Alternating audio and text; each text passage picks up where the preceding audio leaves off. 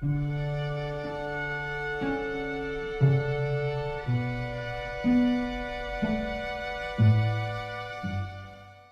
two straight copper rods, which are connected by a piece of loose copper wire, complete a simple series circuit which will carry a large direct current.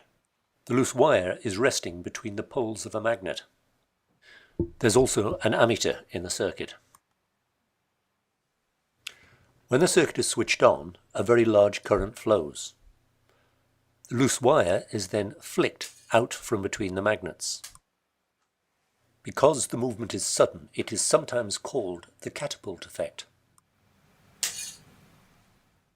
If we take the magnets off and reverse them so that the magnetic field is reversed, and then rearrange everything else, then the wire is catapulted in the opposite direction. When the direction of the field is reversed, the direction of the movement is reversed. The diagram here shows a side view of the arrangement.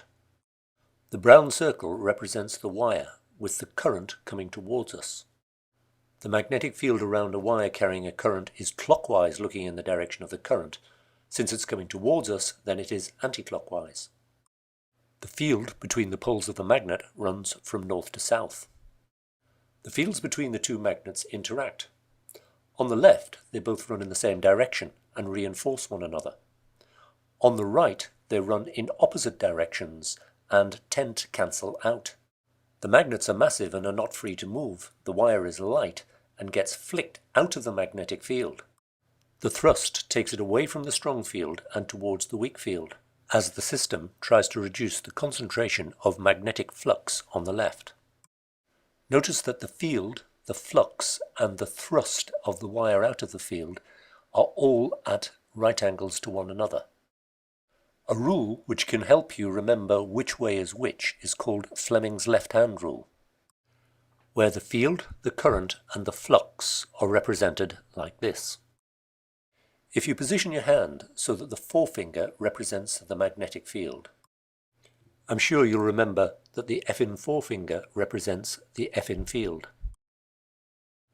And then the second finger is angled so that it represents the flow of current.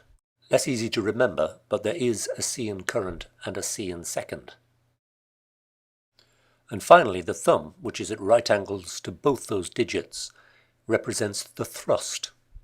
That is the direction in which the force acts. And of course there is a th in thumb and a th in thrust. None of this sounds all that scientific, and sometimes it's easier to remember the way the magnetic fields interact and produce the movement. Thank you for watching.